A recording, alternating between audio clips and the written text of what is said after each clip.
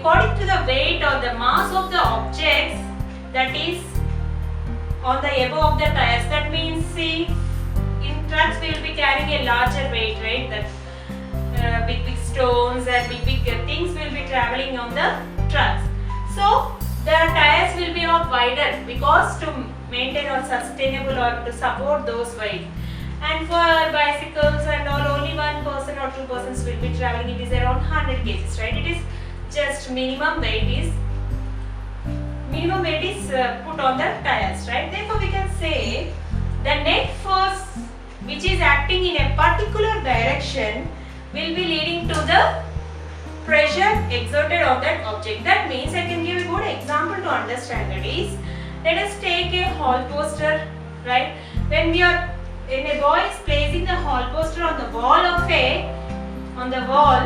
cinema hall or anywhere, he will be pushing some nails on the four sides, right? Those four nails, right, he will be applying the force perpendicularly on the surface of the head of the nail, right? As you assume, this is the nail, right? And this is the surface, and we will be hitting to the wall as shown. That is, see here, like this. We will be hitting this on the wall like this. For example, let us take this is a nail. Then this is the surface of the nail, and the person will be exerting the pressure by using the hammer or anything. He will be hitting it to go deep into the wall, right? That means he is exerting the pressure or force on the surface of the nail. That force is exerted how it is in perpendicular manner to the nail, right? It is exactly perpendicular, right? So in such a way he is exerting the force in a perpendicular way, and we can say that it is only this weighting that on the surface of the head of a nail, right? So we can say that the force acting on an object on the perpendicular surface in a perpendicular manner on the surface of the object, then it is known as thrust. That force is known as thrust when it is acting perpendicularly on the surface. Now let us see one more situation, like when we are traveling when we are walking on a seashore, our leg tries to be going inside the sand, right? When if you sleep horizontally on the seashore, you will not feel that much you are going inside the sand, right? That is because when you are standing vertically, in vertical position, the whole weight or the whole mass of your body is just attained or concentrated only on your foot, right? So the surface of the object that is affecting on the sand will be activated. That means how much the foot on a small surface of your foot, the total weight is kept, right? Therefore it is going deep in the sand. For example, let us take your body. When it is placed horizontally, you will not be get into that as much, right? Because the surface of your body is enlarged on the surface of the sand. Therefore we can say that the force depends upon the mass or the weight of an object, and at the same time the surface on which the total weight of an object is projected. Hereby we can say that the force acting on an object perpendicularly to the surface of that is known as the thrust. Right? I hope you got the clear picture what is thrust. Okay. Now let us see the units of thrust. That is, the unit of thrust is known as, it is a non-measurable unit and it doesn't have any units. We will be just giving only units, that's it, because it doesn't have any SI units. But the thrust on a unit area, when it is measured with the area how much it is covered, that is, I said a very good example, that is on your foot, that is the area covered by your foot, right?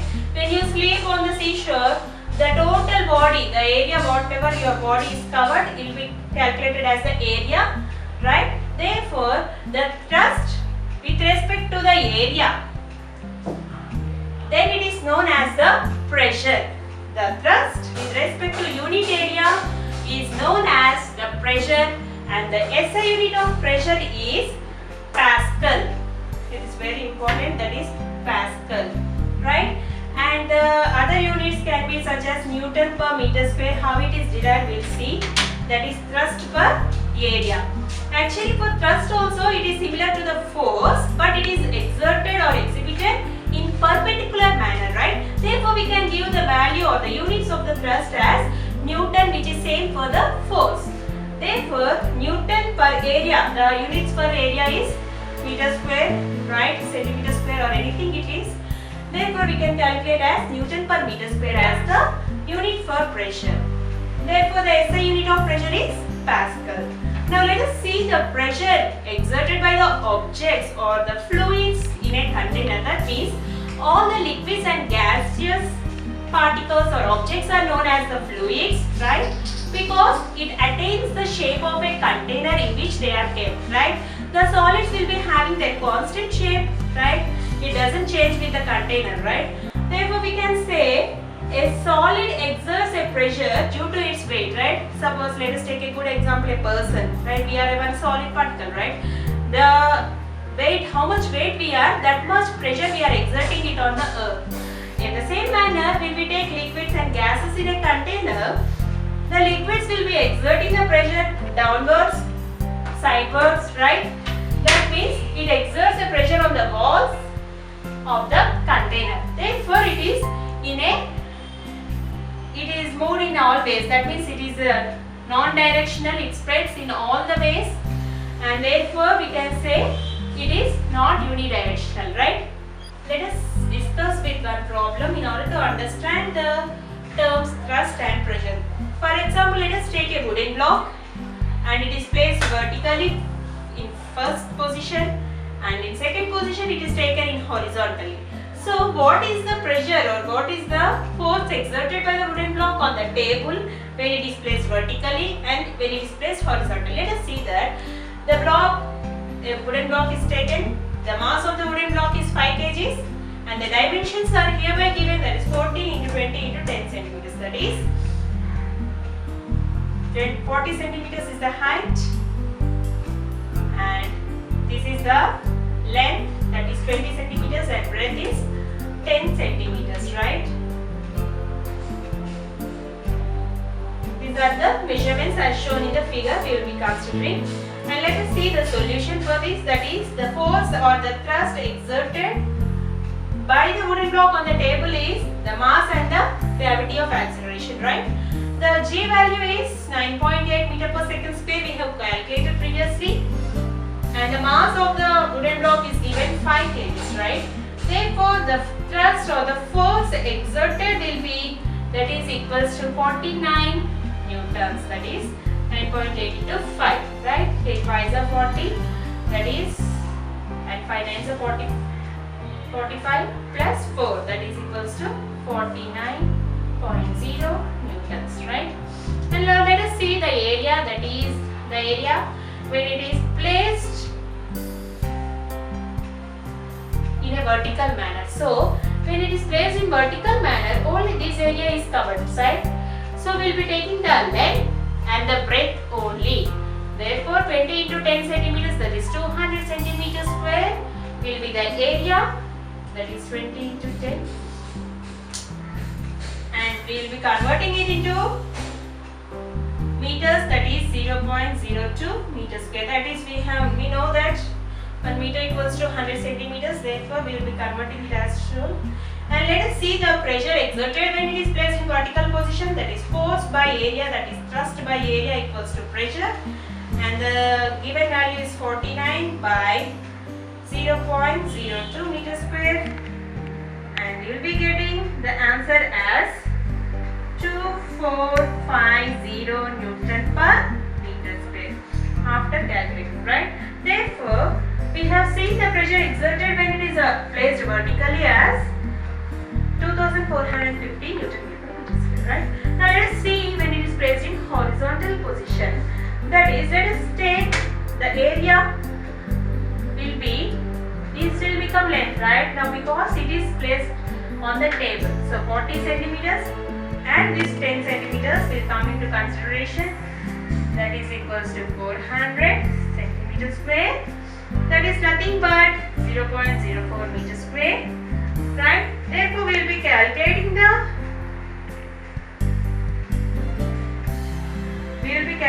the pressure which is exerted, that is equals to P.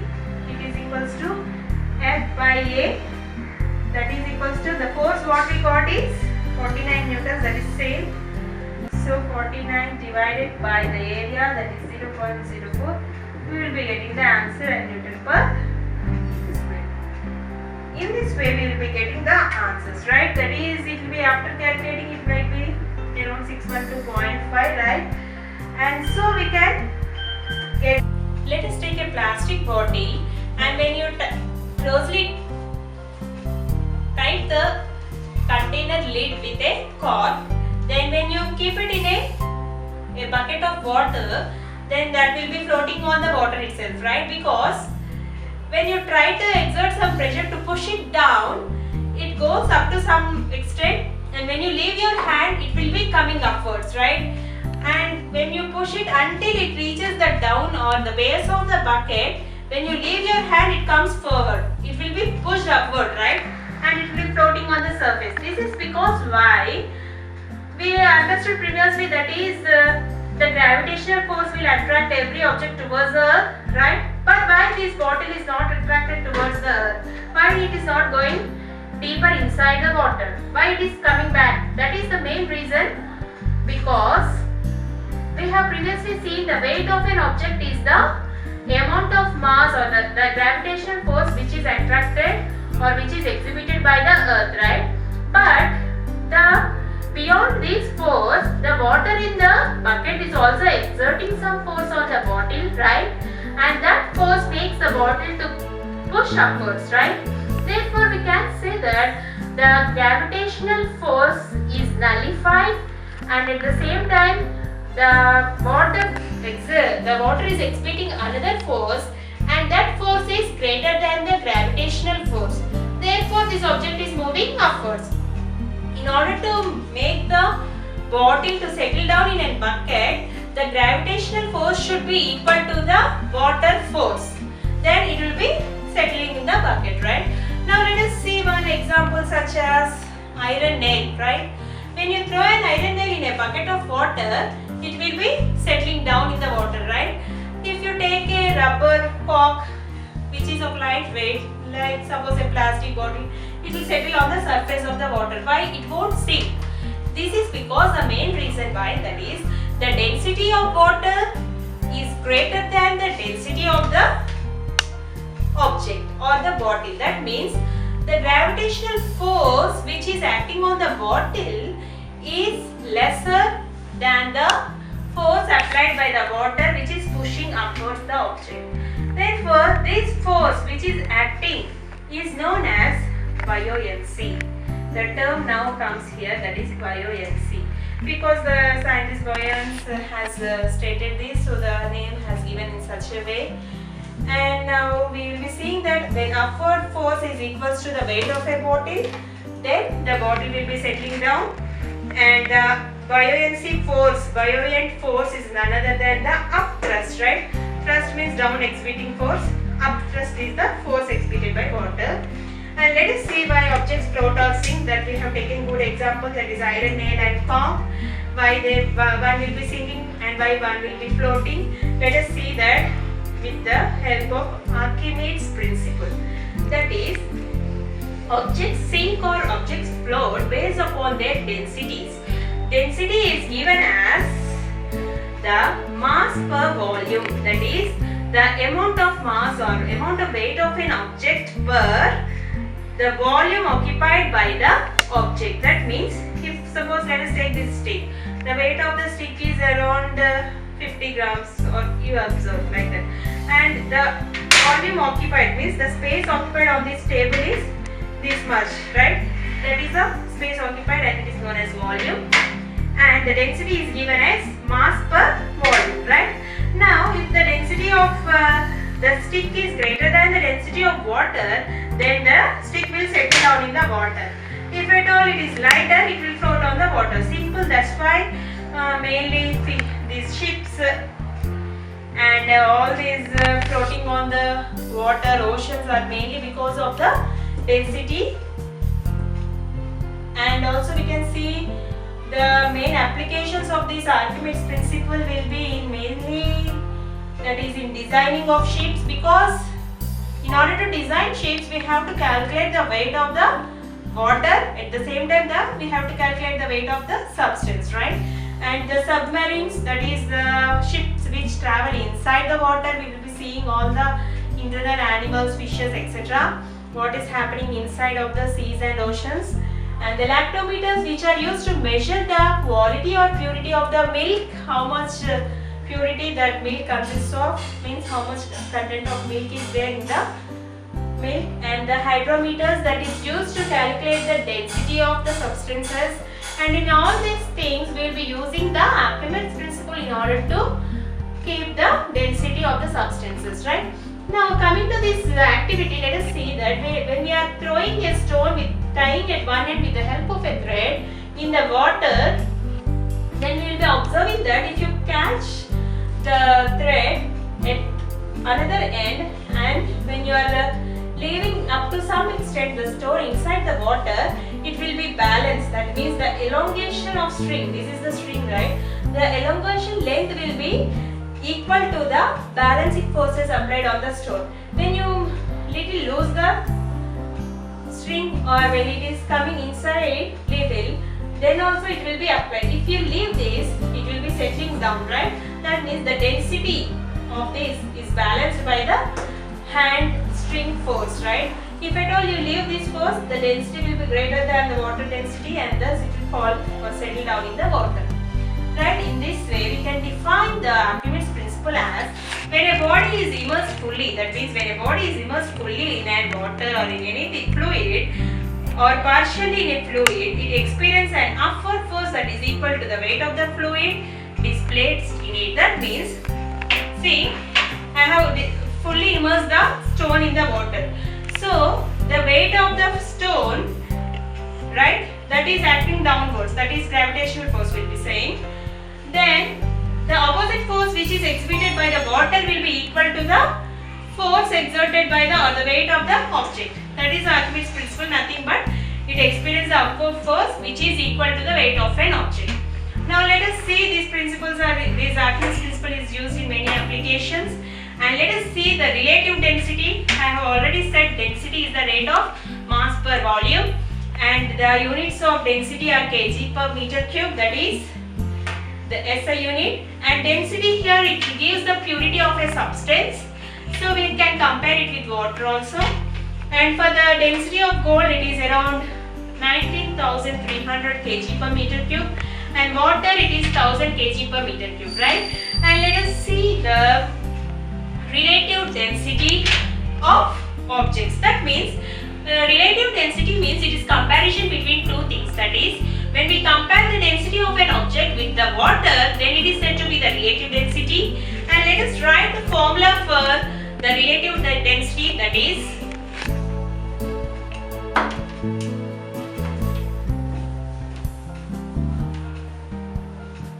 relative density. It is defined as the ratio of density of substance by density of water.